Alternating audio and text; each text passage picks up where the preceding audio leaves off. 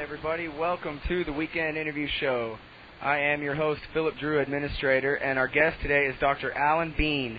He is President of the Drug Policy Forum of Texas and Executive Director of the Friends of Justice, Tulia. He's a former Baptist minister and author, and is now working on the forthcoming book, Taking Out the Trash in Tulia. Welcome to the show, Dr. Bean. It's good to be here. Well, it's an honor to have you on the show today. Ladies and gentlemen, last week I was not here doing my show live because I took the weekend off to go to College Station for the Texas State Libertarian Convention.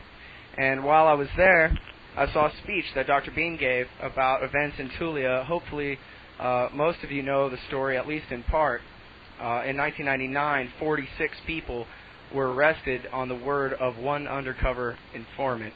And Dr. Alan Bean is part of the Friends of Justice, which fought to get most of them, if not all of them, out of prison, and is an expert in the matter. And it was actually 1 year ago Wednesday, I believe, correct, Dr. Bean, that the Tulia defendants were released from prison? That's right, 16th of June, 2003. And from this morning's newspaper, in fact, the Fort Worth Star-Telegram says they're going to get millions of dollars for what's happened to them. So I guess that ought to whet the appetite a little bit, and I wonder for our audience who don't really know the story, can you kind of give us a short overall sort of retelling for those who are not familiar?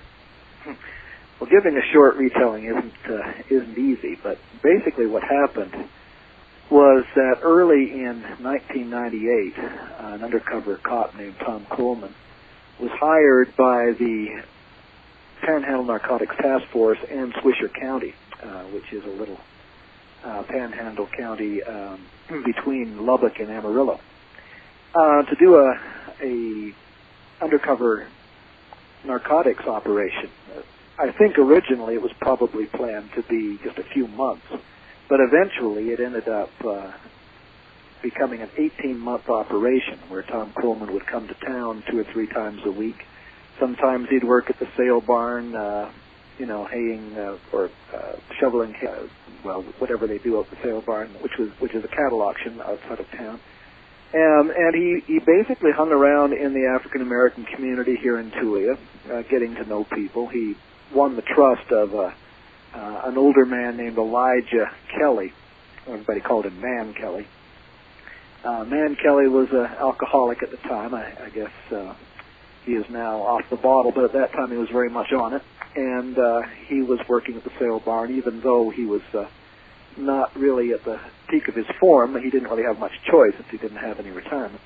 And Tom Coleman, who was sort of a ponytailed, looked like sort of your basic white trash drifter, befriended Man Kelly, and eventually through him was able to win the trust of some of the young men, almost all of them completely destitute, generally unemployed or only semi-employed, largely uneducated black men in Tulia.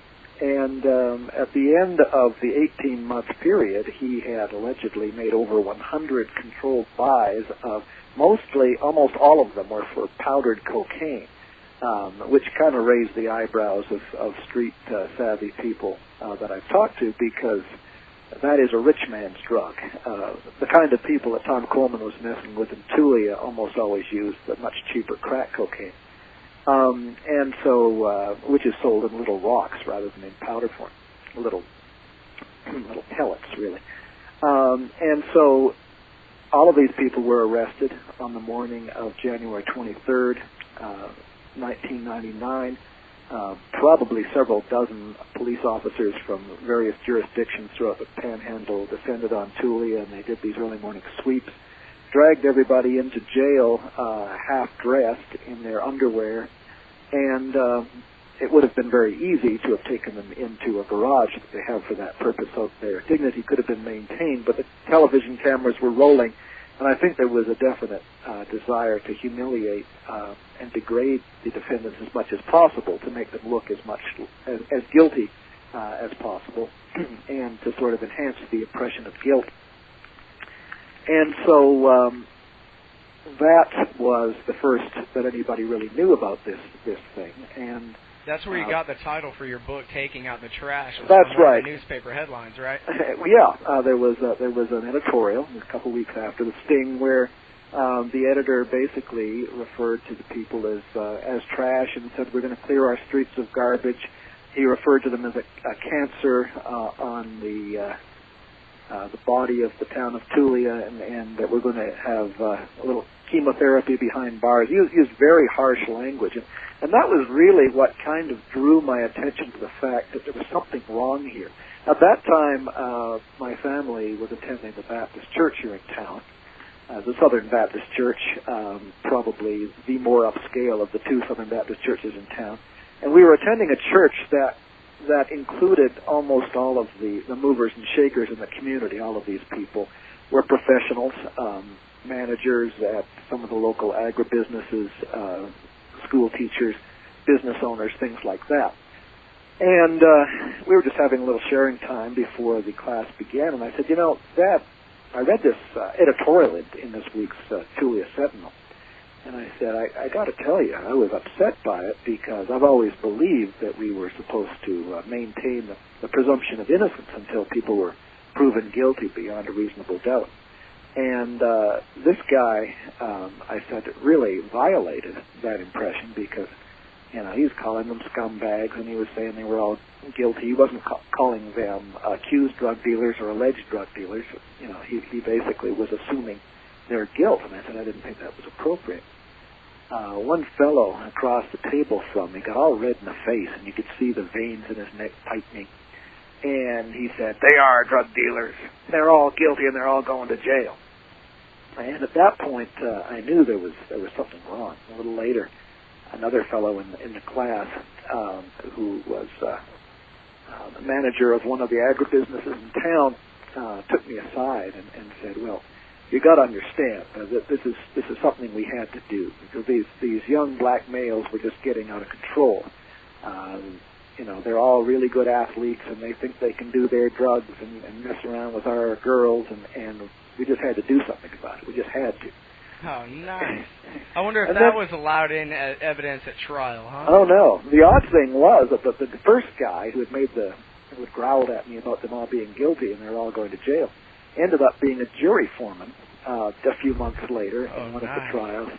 And, he had to swear before he could even be on the jury that he could be objective, that he could maintain the presumption of innocence. And obviously, most of that was just it was just a myth. It didn't exist.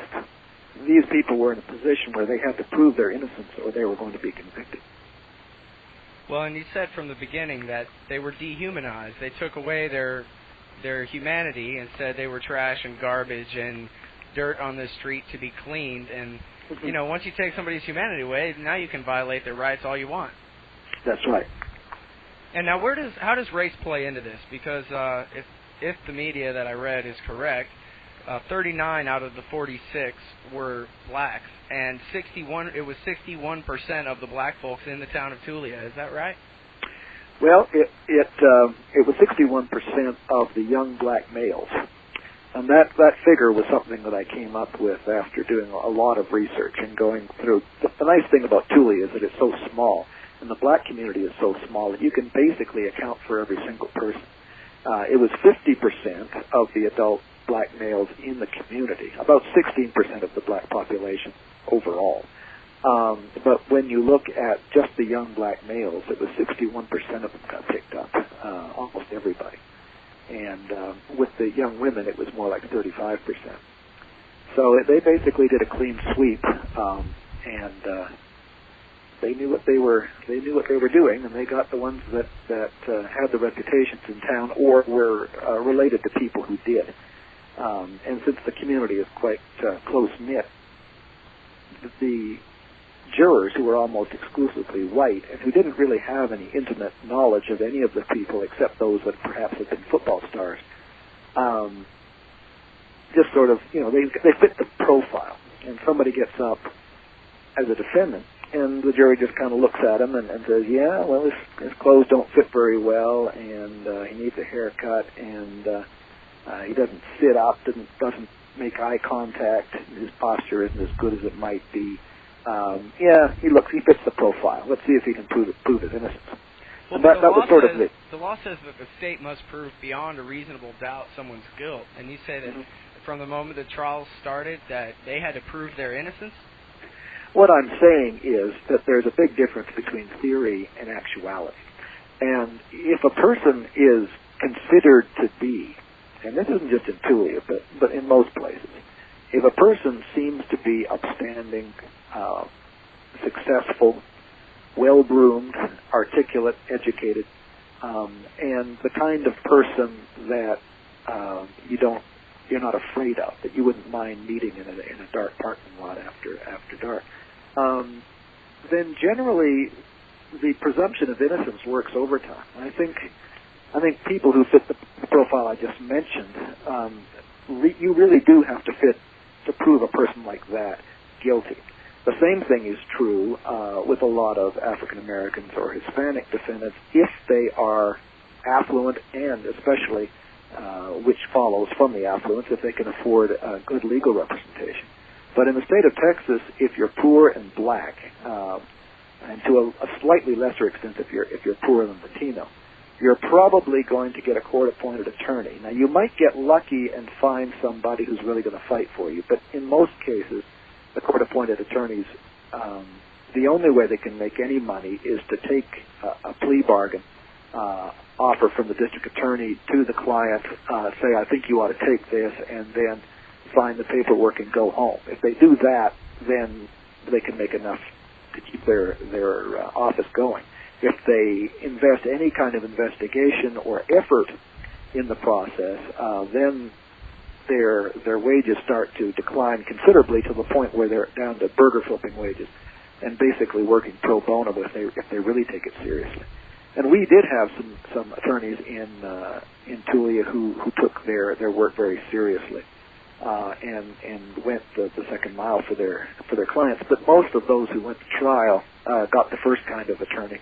The defense attorneys walked into the room very unprepared, and that's just another signal, I think, to the jury that this person, we're just going through the motions here, because often you can even tell just from reading some of the court transcripts that the defense attorneys really did not believe in the innocence of their clients, even though the evidence was so ambiguous, and there really wasn't any physical evidence except a little baggie of powder, white powder, and the only thing tying that little baggie to the defendant was the word of Tom Coleman. So everything hinged on Coleman, and that really is what got me involved.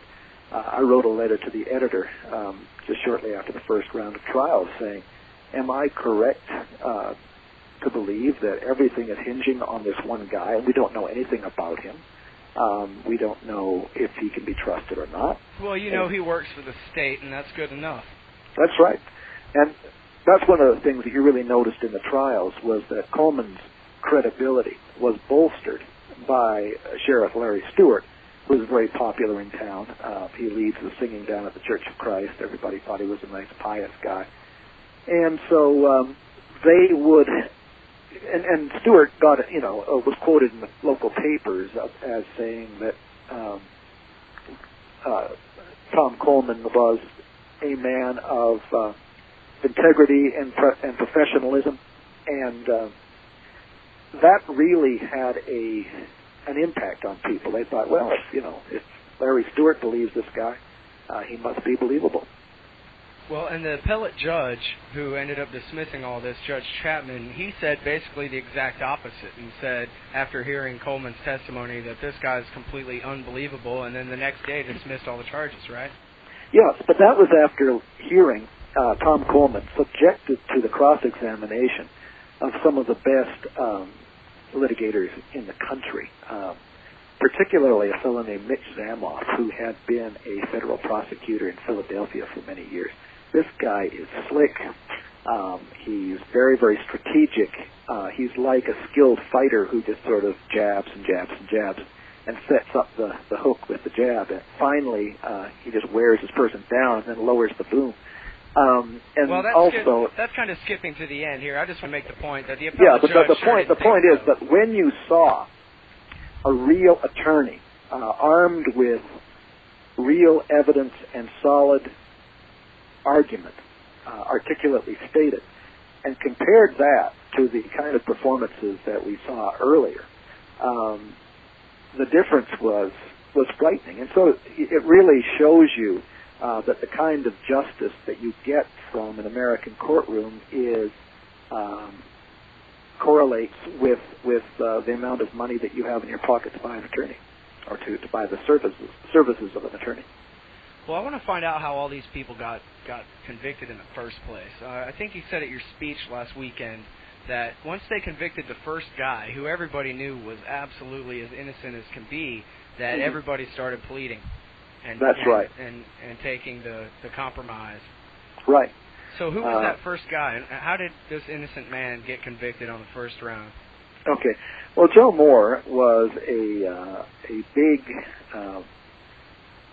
illiterate hog farmer who had been he had been often been called the mayor of Blacktown. He was Tulia had a little shanty town. Everybody in the black community called it the Flats. The technical name for it was the Sunset Edition, and most white people had other names for it when they weren't being so polite. And Joe Moore was an entrepreneur. I mean, he ran a couple of bootleg bars out in the Flats, which, although Swisher County is dry, the Flats existed across the tracks as a sort of a community unto itself. It had no police protection, no police presence. There were only a couple of faucets to bring water. There was no sewer system. There were no public services. And generally, the police officers would not go across the tracks to the Flats, except unless there was a fight. They might come and pick up somebody after everything had settled down. If there was a stabbing, they might come the next morning and pick up the body. But this community was basically left to itself, and Joe Moore sort of became one of the sources of stability in there because he was a big guy and because he was good at talking people down. And because he was good at making money. He made money bootlegging, he made money gambling. There was a lot of gambling that went on, card playing of one kind or another. They gamble over dominoes, almost anything. And on Friday night, hundreds and hundreds of people from the Texas Panhandle, most of them African American, would descend on this little raggedy community west of Tulia to have a good time, and Joe sort of made the most of that. He'd bring in bootleg booze from the nearby Catholic community of Nazareth, just over the Castro County line, and he sort of had a reputation. And during the agricultural season, at various points, he'd get a bunch of old trucks and he'd have hay hauling crews. He'd organize cotton chopping crews, cotton picking crews, whatever the agricultural industry needed, whatever the farmers of the area needed, he would provide the field labor. That was a vital part of Swisher County agriculture back then. So he had a really strong reputation in the black community as a guy who could lend you a few dollars, a guy who could set you up with a job, a guy who would stop a fight if things got a little out of hand, and basically somebody that you could look to for help in various situations. In the white community, unfortunately, he probably just had the reputation as being a bootlegger who probably, when drugs like crack cocaine and marijuana arrived in Swisher County in the 80s, everybody in law enforcement just assumed that he probably was a drug dealer as well. And so that was Joe's reputation. Unfortunately for Joe, the people who knew him the best and could really evaluate his character were all black. Many of these people have seen Tom Coleman try to sell Joe Moore drugs, and Joe, who had been to prison previously on bogus drug charges, basically took Tom Coleman apart and ran him off his property and with very impolite language, and basically said, if you come back and try to talk to me about selling drugs, that's the last person you're ever going to talk to. And so people knew that Joe Moore had figured Tom Coleman for an undercover agent. He was very street savvy, Joe Moore was. And he saw Tom Coleman coming a mile away, and everybody in the black community knew that. And so that is what scared everybody. They thought, they convicted this guy, and we know he's innocent. and there's nothing the rest of us can do, so we might as well just take the best plea offer we can and make the best. The surprising thing is that after Joe was sentenced to 90 years in prison for allegedly selling Tom Coleman powdered cocaine, 7 other people went to trial, which I think shows you that's a very high percentage. Usually only about 5% of these cases, these drug cases, ever make it into a court. In Tulia, the percentage was much higher than that. And that's just because they all knew that it was all so bogus that maybe my trial will be the one to blow the lid off this thing. And yeah, well, a lot of them, they were very offended. Particularly, they were offended at having been charged with selling powdered cocaine when a lot of them, some of them had addiction issues, but they were addicted to crack cocaine. They'd never seen powder. They'd never been in the kind of social circles where powder cocaine would be used, because you have to have a pretty good cash flow to sustain a powder habit. And most of these guys just weren't in that league at all. And that really bothered them, that they were being accused of selling a drug that they had never even seen before in their lives. But it didn't really matter what the facts were. Most of the cases were very perfunctory, very short. They followed the same pattern. They bring in the officer who received the evidence from Tom Coleman, who put it in a little evidence locker in Amarillo, and he'd say, yeah, I got this from Tom Coleman. And then they'd bring in the chemist who said, yeah, I tested it, and it was tested positive for cocaine. He was never asked how strong this stuff was. And most of it was so weak it couldn't get a jackrabbit high. And so that was a problem, why are these drugs so weak? But that was something that defense attorneys were starting to talk to each other about, but it never came up in court. And when anybody tried to introduce embarrassing facts about Tom Coleman's background, which were gradually coming to the surface, the judge would not let them into the courtroom. And so juries were kept deaf, dumb, and blind through these trials, didn't have a clue who they were listening to when Tom Coleman was speaking, and they just convicted one after. Because you have to understand the dynamics. All of the authority figures in their world, the judge, the district attorney, the sheriff, all of these public officials from Amarillo, were lining up on the side of the undercover cop and saying, we believe this guy. And so it was almost a who are we to doubt these people's judgment situation. I don't think most of the jurors ever really sat down and said, now let's take a look at this evidence and see if we can prove guilt beyond a reasonable doubt. It was just sort of, everybody else says he's guilty, and unless we have strong evidence of guilt, we might as well go along with the program. And that's, I think, one of the things that I've always known intellectually, but that I really was able to experience in my gut, and that is the fact that most people, most intelligent, functional members of society, when push comes to shove, are not really capable of independent judgment in an important matter. And that's scary when you consider that the jury system hinges on the ability of citizens to do that. Yeah, I mean, the standard is supposedly beyond a reasonable doubt, not, whatever's your best guess. That's right. You think you believe it because of your respect for the high and mighty judge in his black robe. Right. And speaking of the high and mighty judge, this guy who was excluding all the evidence about what a scumbag this cop was, Tom Coleman, who is this judge, and is he part of the judiciary branch or part of the executive branch? Isn't it his job to protect the accused from overzealous prosecution by the executive? Well, the judge's primary role is to make sure that the defendant gets justice, and that nobody steps out of line, that everybody plays by the rules. They're supposed to keep order in the courtroom. They're supposed to know the evidentiary rules of the state of Texas and apply them in an even-handed manner.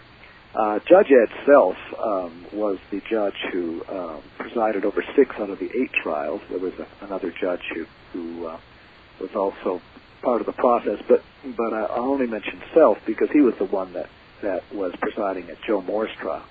And I think Self sort of set the tone. He isn't mean person. He's not a hateful person. I don't think he had any particular desire to see a bunch of black people convicted. But he's an efficiency expert.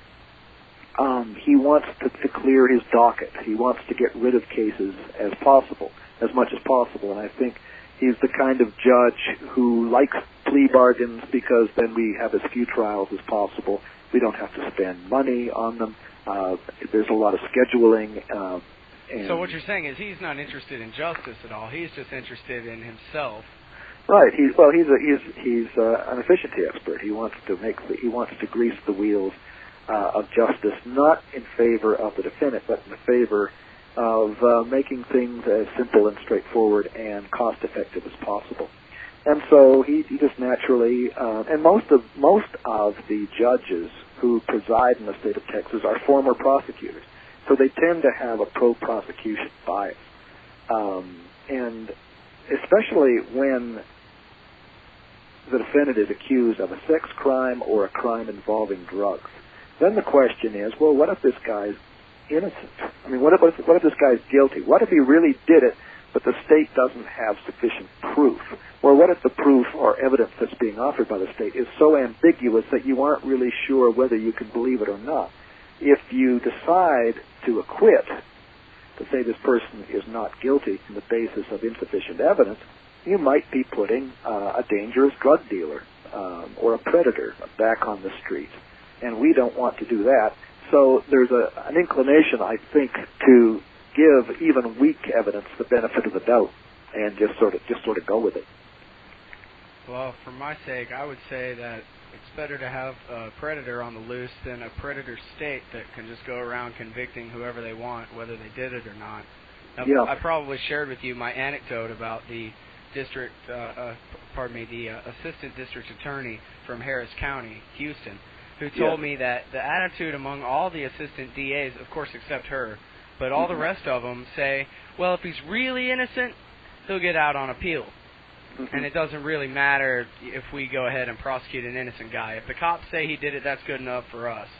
Yeah, and one of the things that I've also realized, I'm speaking as a layman here, I am not an attorney, and I've never been to law school, but I have learned a great deal about the criminal justice system, not the theory of it, but the way it actually works in my part of the country, and I think the way it works throughout the state of Texas.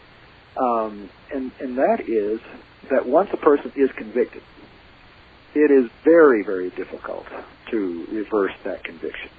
The Texas Court of Appeals does not question the jury's rendering of a verdict. If the jury looks at the evidence and seems to think that it's acceptable for a guilty verdict, the Court of Appeals is not going to question that unless their decision is bizarre, unless it's completely contrary to reason. And in Tulia, that was not really the case. I mean, there wasn't sufficient evidence to convict. But once the guilty verdict is rendered, then you basically have to prove innocence from that point on. And it's not just a de facto thing that earlier I said that the juries in Swisher County were requiring the defendants to prove their innocence, but it's formal. I mean, that's the way the rules are written. Once you are convicted, the only thing that's probably going to get you out is some kind of a procedural problem.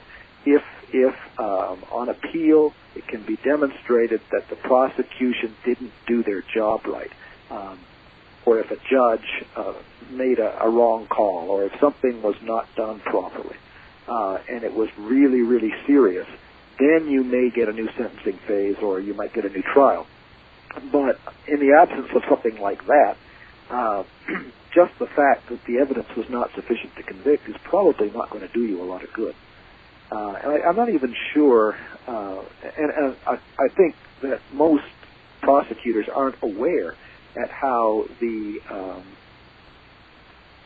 number of cases that are reversed by the Court of Criminal Appeals in Texas has been steadily declining to the point where now they uphold the jury verdict almost as a rubber stamp unless there's something egregious that's wrong with the case.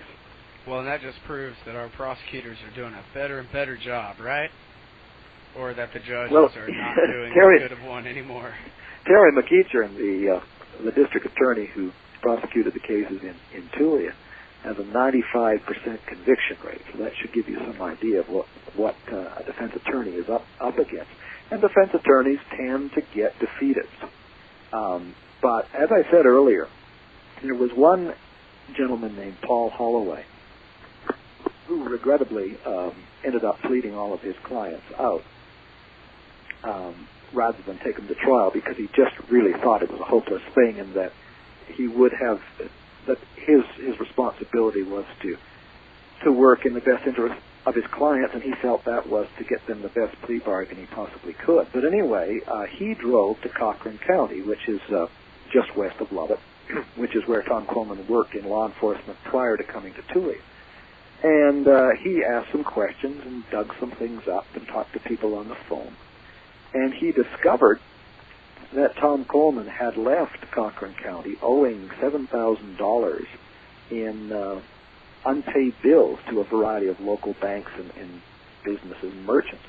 He also found out that Tom Coleman, right in the middle of the Tulia sting, had been accused of stealing gas, putting state gas into his private vehicle illegally, and that in order to get those charges dropped, or he had basically, his attorney had worked out a deal whereby if he would pay off those outstanding debts to the local people in Morton, Texas, that the theft charge would be dropped. He was never found innocent of that charge. It was just dropped in order to facilitate the paying of the bills. I read in the New York Lawyer that he was a former member of the Ku Klux Klan. Well, that allegation has been made by a former wife, Carol Barnett. Coleman has always denied that, but who knows? I mean, it would certainly fit the profile of Coleman. He's a very marginal character. The funny thing about Tom Coleman is that in many ways he is similar to the kind of people that he victimized. He's not mentally retarded by any means, but he's a very slow learner. He got his GED by the skin of his teeth. It's the worst possible grade you can make and still pass. He dropped out of high school. He does not present well in the courtroom. He's very inarticulate. He rambles all over the place, stutters, starts sentences over 3 or 4 times before he finally gets traction. He will answer a question with another question. He's always looking a little bit quizzical and confused. He's probably one of the most disorganized people that ever walked the face of the earth. And when it comes to money, he's absolutely hopeless. And so when you delve into his background or read a deposition in which he's being asked questions about his various financial dealings, his marriages, and what his professional history, you start to realize that this guy just doesn't have a clue what's going on. He's just sort of bouncing from day to day, just trying to make it. And he's desperately in need of a job in law enforcement. Coleman's father had been a very successful Texas Ranger, and he always wanted to kind of emulate that history, but he just didn't have the chops for it.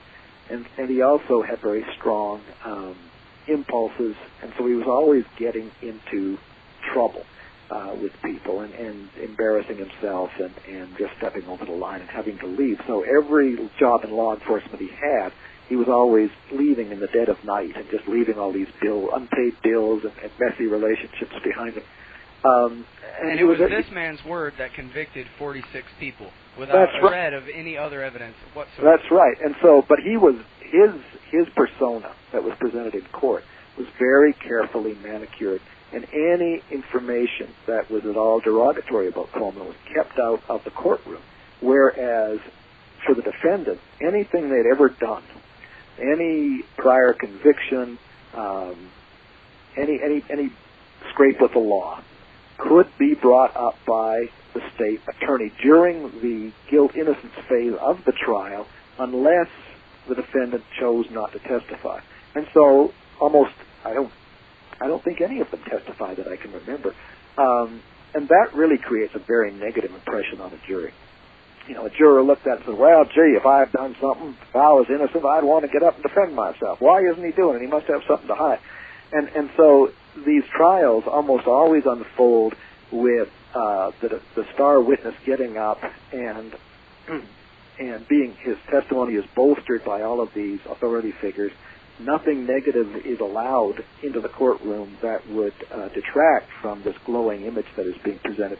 Whereas the defendant just sort of sits there like a lamb to the slaughter, completely passive, completely silent, does not defend himself or herself.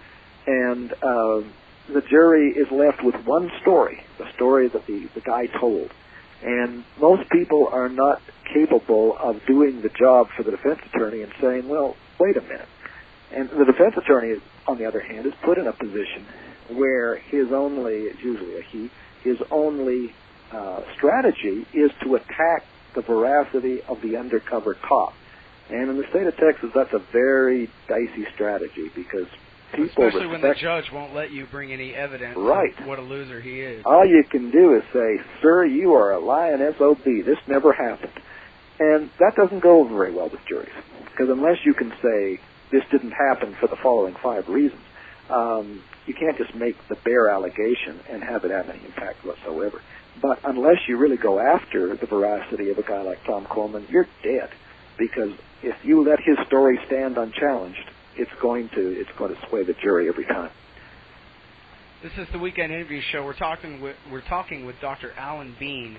He's the president of the Drug Policy Forum of Texas and executive director of Friends of Justice, talking about the disaster caused by the state up in little town of Tulia between Lubbock and Amarillo, somewhere up in the Panhandle.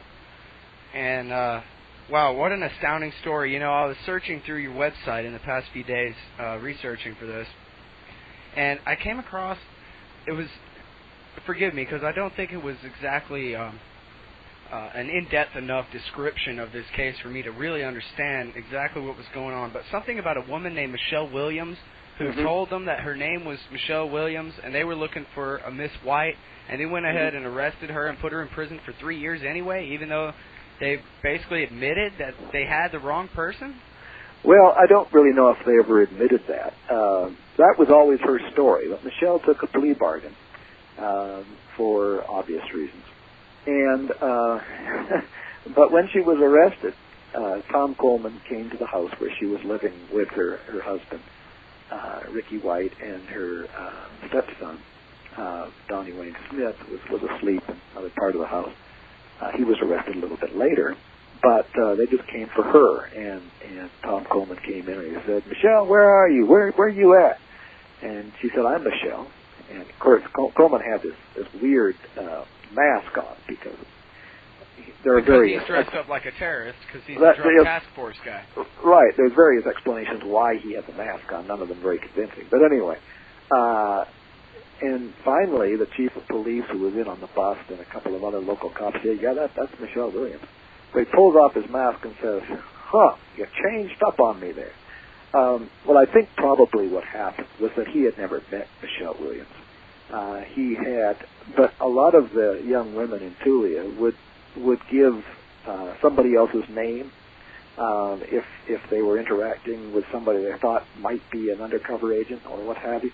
And so somehow or other, Tom Coleman latched onto the name Michelle Williams and thought that he had made a transaction with her, whereas in fact she had never met this guy. And this was something that really lit a fire under Michelle. I mean, I don't think it could be demonstrated that nobody in Tulia, black or Hispanic or Anglo, sold drugs to Tom Coleman. I mean, you don't spend 18 months in a town that's this poor and where people are as desperate as they are here and not convince somebody to sell you something. My guess is several people probably did sell him crack cocaine, and he turned in powder cases because he had rung up those debts in Cochran County that he didn't have any money. His mother supposedly had lent him money to pay off those debts, but he had to pay her back. And he was really only grossing about $1,300 a month, which, when you've got the kind of appetite a guy like Coleman has, isn't going to go very far. So he was always trying to pad, I think, there's a theory among attorneys that I think is valid that he was he was buying crack cocaine mostly from crack addicts who were selling him little locks of it and often smoking it with them, according to their testimony, so that they could, get high. I mean, these people were very desperate. And then Coleman would smoke the evidence up with them, and then he would he would manufacture a little baggie of powder that just had a touch of just enough actual cocaine in it to test positive in the lab, and he would simply submit the evidence. And I think he probably got more and more brazen as time went on. Towards the end, my guess is that he was probably just fabricating cases on people left and right, because it was so easy, and he began to realize that nobody was paying attention to him. He had no corroboration. He had no supervision. Nobody was watching him do what he did, and he could do anything, and everybody was going to believe him. And when you realize, especially as a very simple kind of person who is really bereft of any kind of moral compass, you realize that you can get away with anything. What's to stop you? The sky's the limit. And that is almost always the case in narcotics work. To some extent or other, the only controlling factor on your work is your own sense of integrity, which in the cases of many police officers takes them pretty far. But in the case of a guy like Coleman, who is basically walking around without a conscience, it doesn't take him anywhere at all. As soon as he realizes what he can get away with and that there aren't any limits on him, he'll just do anything he wants. So how much time did Michelle Williams spend in jail, even though she was the wrong Michelle? Right. She was in prison for about 2 years, during which time her children suffered horribly. And some of them did remarkably well. It's like you'd expect in any family. There's always one kid that seems to bear the burden for the whole family, and some of those, and not just in Michelle's family, but in many families in Tulia, some of these kids have really gone off the rails because of what they were exposed to. Some of them have stood up remarkably and have gone on to college and what have you. So, it's a real potpourri, a real mix of stories. But the general profile of the kids who saw their parents wrongfully convicted in Tulia is exceedingly negative. These kids have not adapted well. A lot of them are angry. They don't feel that law enforcement or the criminal justice system is there to protect and serve them. They feel that they are victimized. And, unfortunately, tragically, a lot of them, not having the perspective of an adult, they say, well, if they're going to accuse me of it anyway, I might as well do it, and that just adds to their vulnerability. But the thing that I have, you asked me earlier if this was primarily about race, and it is about race, but I don't think it's the racism of law enforcement particularly as law enforcement simply reflecting the racism that is endemic within American society. I don't think people tend to be as racist when they're dealing with the Bill Cosbys and Martin Luther Kings and Rosa Parks of this world. I'm talking about white people. They look at those people and they say, I wouldn't necessarily want my kid marrying somebody like that, but, they sure look good and they speak well, and I wouldn't mind hiring somebody like that. I wouldn't mind having an office next to somebody like that at work. But when you look at the person who is uneducated, the person who lives in a dysfunctional family, the person who may not be successful in school, the person who seems not to be able to adapt to the workforce, can't get any, if they graduate from high school, it's not with a full degree. They can't make it to college. They can't leave the little town or the inner city neighborhood that they were raised in. They seem to be stuck in a rut and are very susceptible to the lure of the streets.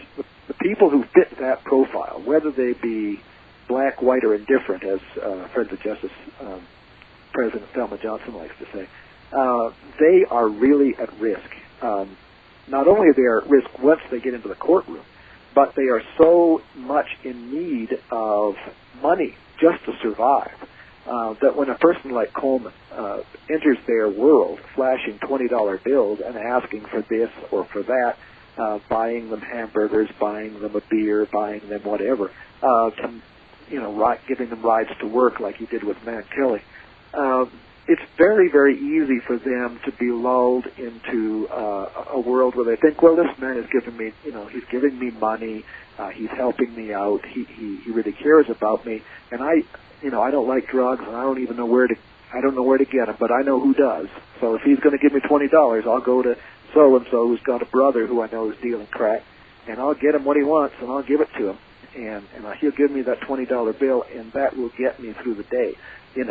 People who are living hand to mouth, moment to moment like that, are almost infinitely vulnerable to narcotics task forces, and that is precisely the kind of people they prey on.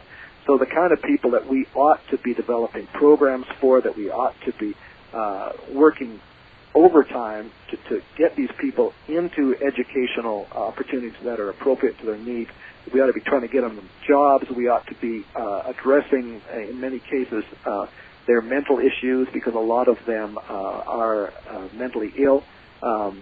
We need to be trying to ask ourselves how we can give them a leg up and out of what are often deplorable living conditions. Instead of that, we're trying to incarcerate them. We're luring them into a trap and then slamming the prison door shut for 20, 30, 40 years. And it's obscene, and that is what that's the conclusion I've come to in Tulia, that even if everybody was guilty, and I know a lot of them weren't, and the evidence against nobody was sufficient for a conviction, but even if it had been, even if Tom Coleman had made airtight cases on every one of these people, the Tulia drug sting would have been an unmitigated disaster for everybody involved, including law enforcement, including the white people who were on the juries, including the black victims. It didn't do anything for anybody. It certainly did not get drugs off the street. Tom Coleman himself has admitted that the people that were picked up, that if he got any real drug dealers, they were replaced almost immediately by other people, that people are still doing drugs in Tulia as much as they ever were. And so you start to realize that the whole war on drugs is completely incapable of stemming the flow of drugs, of affecting the availability of drugs, of changing patterns of usage of drugs, legal or illegal, in our society. The only thing it's good at is locking up poor, defenseless people. And that's all it's doing. And if you realize the impact, the negative impact that kind of incarceration, mass incarceration, has in the families of these nonviolent victims, it's devastating. It doesn't just impact the person that goes to prison negatively. It impacts their children, their siblings. Everybody in their world is violated by this. It's devastating, and especially if you live in a family where it's happening to your brother, it's happening to your uncle, it's happening to your nephew, it's happening to your son, and eventually it happens to you. Everybody you know is going down on drug charges. There are black families in the inner city, in places like Harris County, where families are absolutely, can't say decimated, because that's 1 out of 10. I mean, when you're talking about black males, 4 out of 10 young black men in the state of Texas are in the system in one way or another: prison, jail, parole, or probation. And when you go into some of the most needy neighborhoods, that's 7 or 8 out of 10 that are involved in the system in some way. And that just undermines the social unit, the family. It just eats away at the fabric of society. Just makes matters worse. I mean, that's right. And so having realized that, right, and so, my appreciation of some of those dynamics has grown exponentially over the last 3 years. And it's just changed the whole way that I look at America's war on drugs. Well, and if you say, as you say, 2/5 of young black men in Texas are involved in the system one way or another, that really shows that this kind of thing that happened in Tulia happens all the time. That's right. So the question is it the only reason that this one made the news and these people ended up getting justice is just because there were so many of them all at once, and that's why it made such a big story in the news? I imagine there are people busted one at a time who are sitting innocent in cages all over Texas right now. Oh, right, sure. I mean, there are neighborhoods in Harris County where 46 black guys get picked up every day. I'm talking about fairly big neighborhoods. In Tulia, if, say, 4 or 5 people got picked up, I don't think it probably would have been enough to catch my interest. There were probably 4 or 5 of us who early on decided that this was not going to stand, that this was so unjust that we were going to dedicate our lives to bringing it down. Well, who were those 4 or 5? Well, there was a farmer named Gary Gardner, who, sort of an ex-farmer, really. He, like most farmers in Swisher County, threw in the towel long ago, although he still has his land and his machinery. He had been in a lawsuit with the school board over its drug testing policy. And so he was kind of attuned to what was going on and felt that the drug sting was conducted to demonstrate that Tulia had a drug problem. So he got involved. My father-in-law, Charles Kiker, and his wife, Patricia, they were retired Baptist ministers who had just moved to town just before the drug sting went down. My wife and myself. One of the fathers of one of the defendants, a fellow named Freddie Brookins Sr., who watched his son get sentenced to 20 years, and, almost certainly innocent. He got involved when he saw some of us starting to write letters to the editor. He called us up and we got together. And then there was Thelma Johnson, who is Joe Moore, the first person who got convicted, his best friend and companion, and they're very, very close now. She sort of keeps him going and handles his medications and tries to keep him eating healthy and what have you. And Thelma was sort of the matriarch of the black community, and we hooked up with her really early on. And so that's sort of the nucleus of the people who are fighting this thing. And we added a lot of the people. We've probably taken probably I'd say at one time or another we've taken 60 or 70 people from the affected community throughout Texas, sometimes to Washington, D.C. or New York City or all over the place, but mostly in the state of Texas. We've been to Austin repeatedly to lobby with the legislature for the passage of which, what are the Tulia bills? I read that you guys had gotten some bills passed to stop this from happening again. What were those? Well, the Tulia bills were largely, we have the American Civil Liberties Union under the leadership of Will Harrell to thank for them. But Will called me up just before the last trial of Kareem Abdul-Jabbar White in September of 2000 and said, I just read this story by Nate Blakesley in the Texas Observer, and are these things still going on? I said, come on up. So Will and Jeff Frazier, his associate at that point, came up, and they were so offended by what happened that they organized a civil lawsuit, but also started asking how they could draft legislation that would try to ensure that the kind of travesty that unfolded in Tulia could not be repeated elsewhere. And the key to that was the requirements that narcotics undercover agents be able to corroborate their testimony. They weren't able to get that passed for law officers, but they were able to get it passed for confidential informants. And that led directly to the unraveling of the Dallas sheetrock scandal, where dozens and dozens of mostly